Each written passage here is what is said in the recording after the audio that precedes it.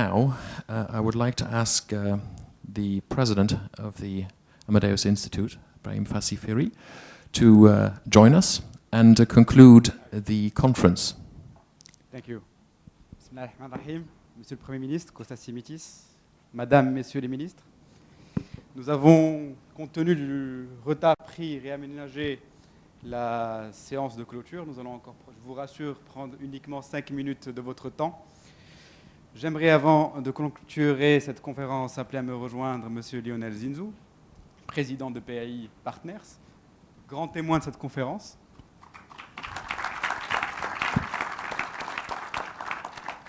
Pour clôturer avec lui cette première expérience pour nous, l'Institut Amadeus, plutôt connu pour organiser des événements géostratégiques ou concentrés sur les questions de relations internationales, de développement, nous avons pris le pari de nous lancer dans une nouvelle aventure, celle de la Global Growth Conference, une conférence purement économique. Et je crois que le pari est réussi. Monsieur Zinzou, vous êtes là depuis hier soir, vous avez participé, je crois, à l'ensemble des sessions de cette journée. Qu'est-ce que vous retenez de cette conférence ? D'abord, je veux vous remercier de multiples façons et d'abord de me désigner comme grand témoin, parce que je crois que je suis un témoin grand que par la taille. Non, mais je crois que votre parcours parle pour vous. Vous avez beaucoup de plus grands témoins des sujets que vous avez abordés. Vous êtes modeste. Mesdames, Messieurs les ministres, non, Monsieur le Président, moi ce que je veux vous dire, c'est comme participant et au nom des participants, remercier toute l'équipe. Je trouve que c'était très bien organisé. Je n'avais d'ailleurs pas l'impression que c'était une première, parce que ça tournait comme une conférence bien rodée. Merci. Et puis, je vais vous dire que moi, j'ai appris beaucoup de choses en écoutant beaucoup de spécialistes, y compris beaucoup qui sont de mes amis. Mais il y a une chose qui m'a frappé, donc que j'ai l'habitude d'entendre, vous voyez ce que je veux dire. Eh ben, malgré tout, j'ai appris beaucoup. Une chose qui m'a beaucoup frappé, désolé pour eux. Une chose qui m'a beaucoup frappé, c'est combien maintenant l'Afrique, qui a été beaucoup présente, évidemment, même si elle n'était pas la seule, puisque l'Europe était là, l'Amérique latine était là, mais combien maintenant l'Afrique participe à la croissance globale. Et combien on a des problématiques homogènes.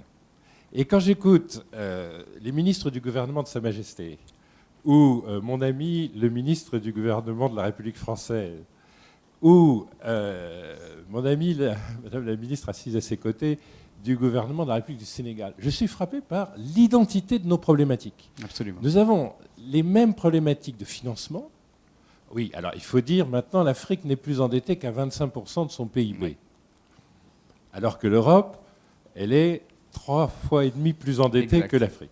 Absolument. Bon, si on est tout à fait équitable, plutôt que de se moquer de l'Europe, on va se rappeler que c'est l'Europe qui a pris l'initiative, et notamment la France, de désendetter l'Afrique à travers des initiatives bilatérales et multilatérales puissantes.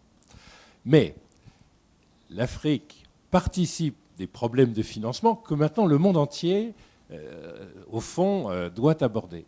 On parlait tout à l'heure avec Madame la directrice générale adjointe de l'OMC du chaînon manquant du financement des PME, qui est en Afrique une obsession, sur lesquels il y a quelque chose qui manque entre le micro-crédit, le micro-leasing, la méso-equity, et puis ce qui est pris en charge convenablement par les systèmes bancaires et par le système financier. Et même si on a une révolution financière, au fond, en Afrique, ça reste un chaînon manquant. Mais, comme l'a dit Eric, c'est aussi un chaînon manquant en France, c'est aussi un chaînon manquant dans les pays développés. Donc moi, j'ai été frappé par quelque chose de nouveau, c'est que nous avons les mêmes problèmes et nous pouvons les partager. Et c'est très intéressant de les partager. Et c'est très intéressant de voir nos collègues latino-américains, parce que notamment sur une question qui est obsessionnelle en Afrique, qui est celle de l'inclusion de la croissance, du partage des bénéfices de la croissance, de l'accès des jeunes à cette croissance et à l'emploi dans cette croissance, on a l'impression que le Brésil ou le Mexique ont fait des progrès récents et assez spectaculaires. Et donc ça devient très intéressant et très pertinent et très homogène. Et je trouve que ça, c'est complètement nouveau, parce que quand j'étais enfant et quand j'étais étudiant, nous n'avions pas les mêmes problèmes. Nous étions dans des rapports de domination, nous n'étions pas dans l'homogénéité des problèmes de politique publique. Et moi, je trouve que quand j'écoute le ministre marocain, je suis marocain, Et quand j'écoute Eric, je suis français. Et tout ça, c'est pertinent pour le Bénin. Vous voyez ce que je veux dire? Absolument. Ça, cette homogénéité, l'Afrique joue dans le jeu global. Il y a une autre chose qui me frappe pour la génération de mes enfants et qui touche un peu à la fierté d'être africain. Je me demandais quelle serait la contribution de ma génération, à moi qui suis quinquagénaire, par rapport à celle de mon père, qui était un acteur de la décolonisation. Et mon oncle, qui était le président du Dahomey, est un acteur donc de l'indépendance. Exact. Et je me disais, cette génération a fait l'indépendance. Mais nous, qu'aurons-nous fait? Et franchement, dans les années 90, en dehors de voir l'Afrique s'appauvrir sous nos yeux et se perdre dans les conflits, ce qu'était notre génération n'était pas évident. Depuis 10 ans, et aujourd'hui à Rabat, on le sent physiquement, il y a une fierté particulière, c'est que oui, on a évoqué beaucoup de problèmes, beaucoup de goulots d'étranglement, mais on a dit, le Maroc est un champion, et Sylvia a dit, je vois que la Corée. On a parlé du Kenya pour dire, c'est les paiements mobiles en proportion les plus importants au monde. Et il y a comme ça énormément d'exemples dans lesquels l'Afrique est aussi au premier rang dans les usages sociaux, au premier rang dans la technique, mais c'est complètement nouveau. Alors tout d'un coup, je me dis, mais oui, alors notre génération, elle aura fait que la croissance soit possible, et elle aura donné cette fierté en fait, aux Africains d'être maintenant complètement sujets de leur histoire, premiers quand ils peuvent être premiers, et quand ils sont derniers, eh bien, au fond, ils rattrapent. Et la génération de mes enfants, quand mes enfants auront mon âge, ils sont très actifs, hein, parce qu'en Afrique, on fait des choses jeunes. Oui, bien sûr. Mais mes enfants, je me dis, leur vrai défi, c'est l'inclusion. C'est que cette croissance soit soutenable. Parce que comme j'ai essayé de dire ce matin, notre croissance est forte, elle n'est pas soutenable parce qu'elle n'est pas socialement équilibrée, ou du moins il y a peu d'exemples dans le continent où on la trouve socialement équilibrée. Et ça, c'est vraiment la génération qui vient. Eh ben justement, j'aimerais vous poser la question, quel gisement de croissance pour cette génération qui vient en Afrique? Mais écoutez, toute la conférence, c'est un mode d'emploi de gisement de croissance. L'intégration, qui a été constamment évoquée, le fait de lever les barrières douanières, le fait d'aider les entreprises à être capables de faire du commerce international et interafricain, le fait que les Africains, entre eux, sont de plus en plus importants. Hein. Les investissements directs étrangers les plus nouveaux en Afrique, ils sont marocains, sud-africains, égyptiens Exact. et nigérians. C'est ça qu'on voit, c'est les flux les plus nouveaux et les plus forts. Absolument. Et puis, au-delà des investissements intra-africains, il y a le sud avec le sud, le sud du monde avec le sud du monde, un sud assez large, hein, parce que franchement, la Chine et la Corée sont plutôt au nord du monde, mais géographiquement, mais elles sont au sud du point de vue de cette relation très forte maintenant entre émergents et pays en développement. À soi seul, ces éléments de l'échange international et ce renouveau de l'échange international seraient suffisants. Mais un des messages qu'on a essayé de faire passer, je crois, ce matin, je ne sais pas si on y est arrivé dans notre panel, mais qui me paraît encore plus fort quand j'écoute ce qui est dit sur l'énergie, les croissances, c'est toujours domestique. C'est domestique. C'est du capital, du travail, du progrès technique. Absolument. Et le capital, il y a une révolution du capital. Ça, et elle n'en est qu'au début. On a beaucoup parlé bancarisation. On a appelé dans le panel précédent à ce que la bancarisation progresse pour qu'on puisse financer les infrastructures. Il y a une révolution du capital.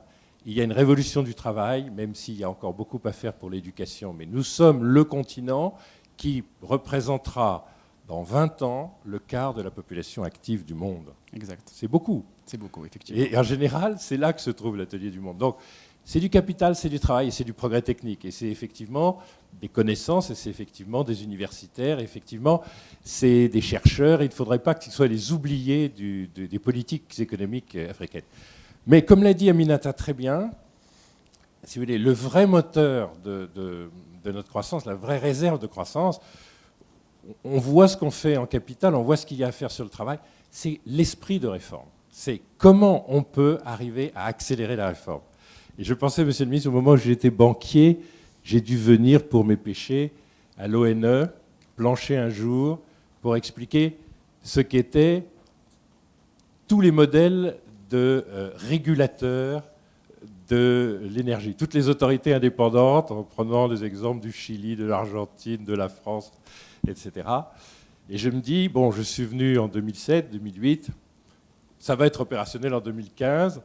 Je me suis dit, bon, c'est quand même prendre le temps de la réflexion, mais voilà.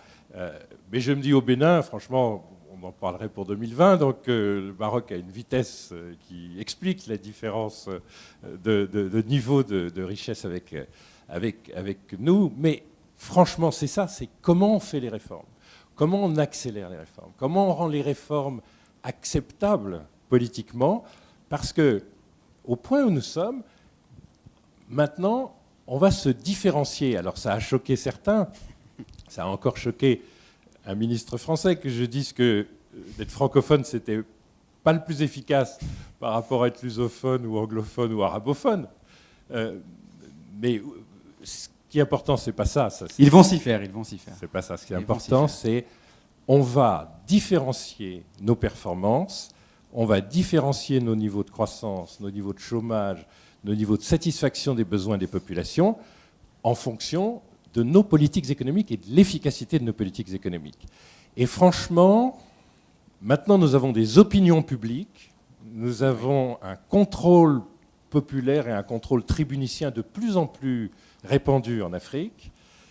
Et comme je crois avec Aminata que c'est vraiment une des choses les plus importantes d'être capable de faire des projets de qualité avec un État fort. On a des États beaucoup trop faibles, beaucoup trop faibles. Je suis pas... Enfin, je suis un peu socialiste dans l'âme, pardon, mais c'est pas pour ça que je dis ça. Ce que je veux dire, c'est nous avons des États qui n'ont pas les moyens d'être à la hauteur de l'administration des problèmes que nous avons désormais. Exact. Ils doivent être renforcés. On a un problème de création de capacité qui est fort.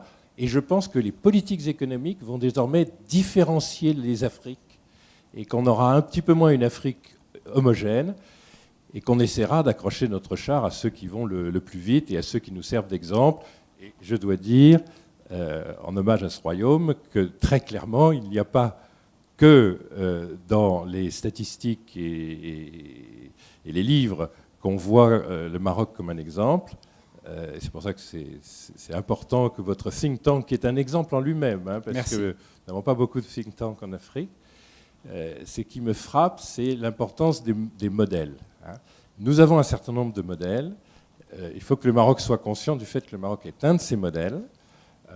Il va plus vite, c'est plus complet. Et moi qui ai vu Rabat pendant des années, quand je vois les infrastructures de Rabat, je me dis, bon, cette conférence a évoqué beaucoup de goulots d'étranglement, beaucoup de choses qu'on peut améliorer, mais ça se voit à l'œil nu, ce qui s'améliore en Afrique.